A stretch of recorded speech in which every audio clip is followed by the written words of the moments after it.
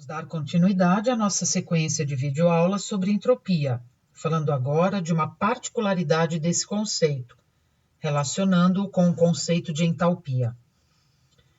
A variação de entalpia, como já vimos, é o calor trocado entre sistema e vizinhança quando a pressão é constante. Bem, todo o calor perdido pelo sistema foi recebido pela vizinhança, assim como todo o calor recebido pelo sistema foi perdido pela vizinhança. Isso implica que o ΔH do sistema é igual numericamente ao ΔH da vizinhança, embora os sinais sejam trocados, ou seja, todo o calor que foi recebido por um foi perdido pelo outro e vice-versa. Mas será que o mesmo acontece com a variação de entropia? Será que o grau de desordem que muda no sistema está vinculado à mudança no grau de desordem na vizinhança? Pense bem, se o sistema, num determinado fenômeno que ocorre, fica mais desordenado, será que a vizinhança ficará, por consequência, mais ordenada? Imagine um exemplo bem hipotético. Se uma pessoa faz bagunça na sala, o seu quintal ficará por si só, como consequência, mais arrumado, mais organizado do que estava antes? Então, é bem intuitivo que a desordem no sistema não está vinculada à desordem da vizinhança, ou seja, a variação de entropia do sistema não é igual à variação de entropia da vizinhança, mesmo com os sinais trocados. Bom, vamos ver um exemplo de exercício de aplicação para melhor compreensão destes conceitos.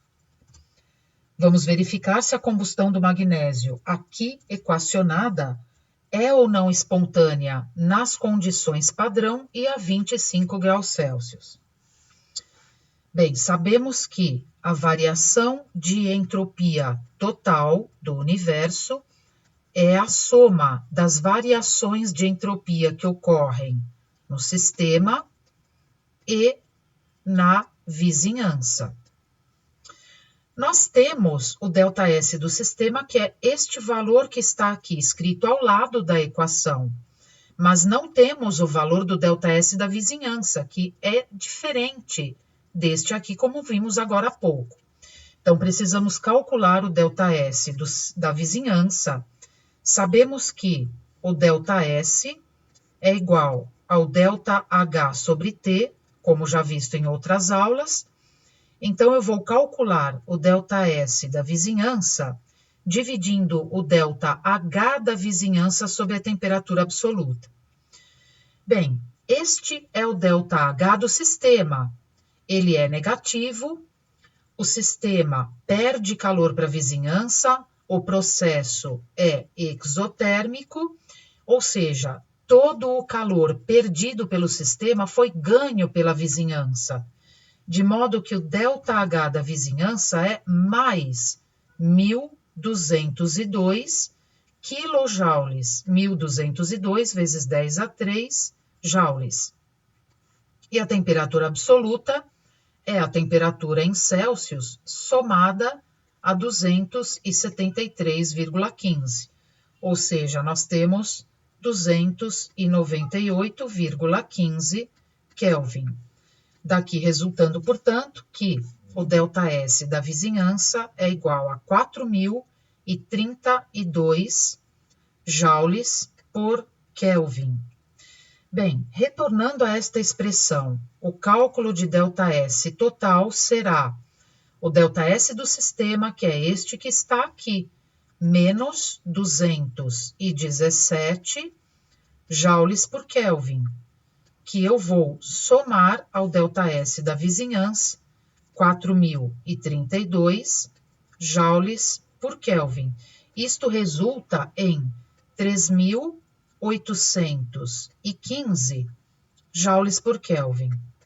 Bem, nós temos aqui o valor do ΔS total, e já vimos em outras aulas que quando a variação de entropia total do universo é positiva, o processo é espontâneo, ou seja, nas condições descritas neste exercício, a combustão do magnésio é um processo espontâneo. Bem, vamos ver agora algo inicial sobre energia livre. Ela é também denominada energia de Gibbs e indicada com a letra G maiúscula, e chamada também de energia livre de Gibbs. Esta função de estado permite verificar se a reação equacionada hipoteticamente é espontânea ou não, nas condições citadas, além de permitir verificar quanta energia um sistema, pela ocorrência de um fenômeno, dispõe para a realização de trabalho de não expansão, como a energia provinda da metabolização de alimentos ou da queima de combustíveis, por exemplo. Além disso, esta função de estado permite verificar a influência em qual temperatura determinada reação passa a ser espontânea. A energia livre é definida como G é igual a H menos TS. Energia livre, aqui nós temos a entalpia, nós temos a temperatura absoluta em Kelvin e a entropia. Mas a maior praticidade é conhecer a variação de energia livre de um sistema quando nele ocorre um fenômeno. Ou seja, temos que ΔG é igual a ΔH menos T ΔS, sendo que para processos espontâneos, temos que a variação da energia livre no sistema é negativa. E lembre-se, a variação de entropia total é positiva. Vamos ver um exemplo de exercício de aplicação. Vamos calcular a variação de energia livre molar, ΔGm, do processo de fusão do H2O. H2O sólido, gelo, indo para H2O líquido, derretimento de gelo, em duas temperaturas, a 10 graus Celsius e a 0 graus Celsius.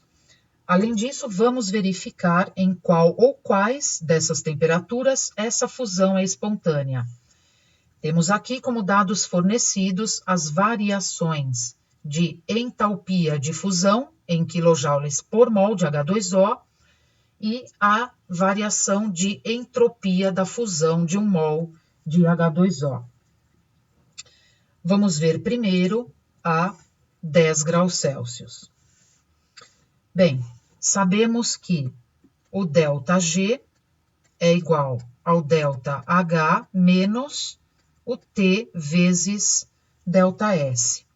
Portanto, o ΔG, vamos usar os dados fornecidos, o ΔH é 6,01 quilojoules, ou seja, o prefixo quilo é 1000, 10 a 3. Então, em vez do K, do quilo, eu vou escrever 10 a 3.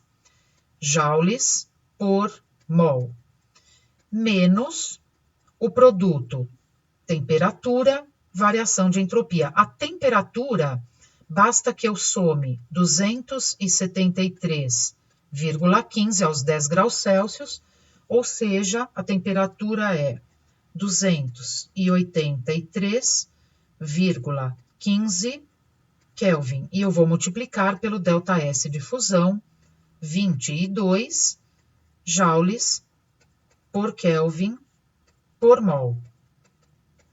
Temos que a unidade Kelvin sai e o resultado desta conta fica em menos 219,3 joules por mol.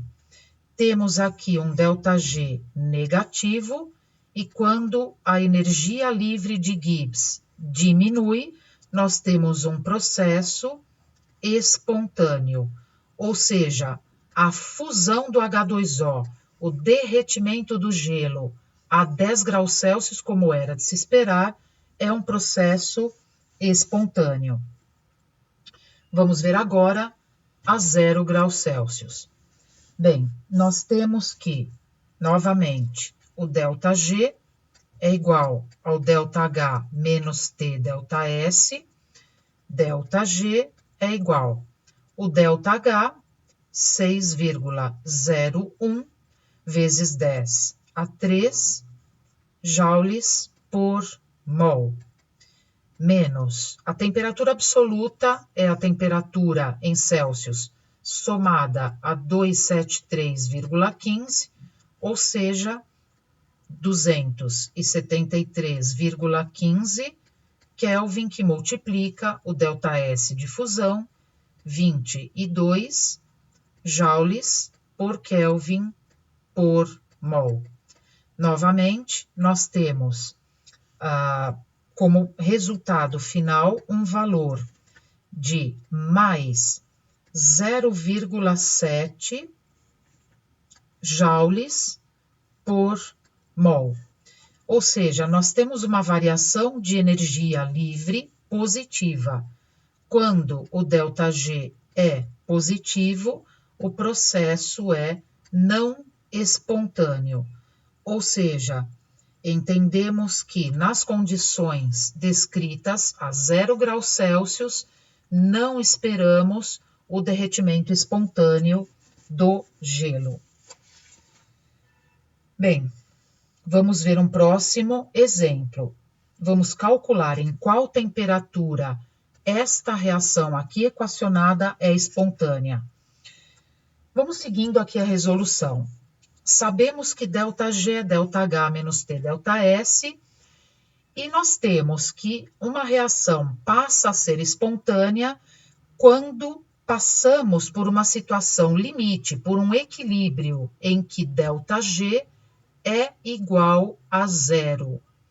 Se ΔG é igual a zero, pelo rearranjo desta expressão, chegamos a esta, que a temperatura é ΔH sobre ΔS.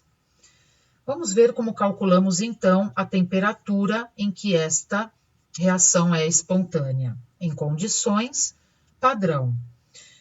Vamos ver como calculamos o ΔH. ΔH é final menos inicial, a soma dos ΔHs dos produtos menos a soma dos ΔHs dos reagentes.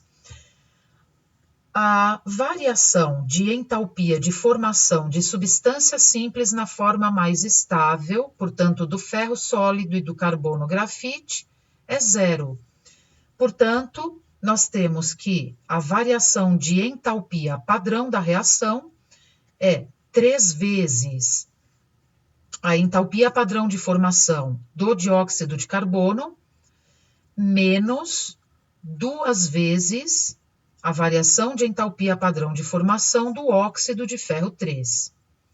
Tendo esses valores, chegamos a este cálculo. Esses valores, evidentemente, dados num exercício, ou nós pesquisamos numa tabela de entalpias de formação.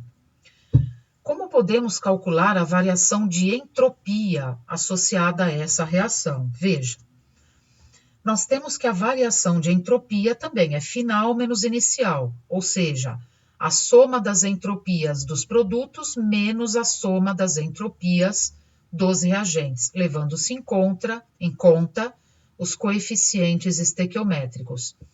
3 vezes a entropia padrão do CO2, mais 4 vezes a entropia padrão do ferro. Aqui estão elas. Final menos inicial, 2 vezes a entropia do Fe2O3, mais 3 vezes a entropia do carbono sólido. Aqui estão eles. Bem, nós temos como resultado desta conta 558,4 joules por Kelvin por mol. Usando estes resultados parciais nesta expressão, chegamos a uma temperatura final de 838 Kelvin. Ou seja, para que esta reação ocorra espontaneamente, é preciso que haja uma temperatura de 838 Kelvin. Bem, por enquanto é isto. Bons estudos e até a próxima videoaula.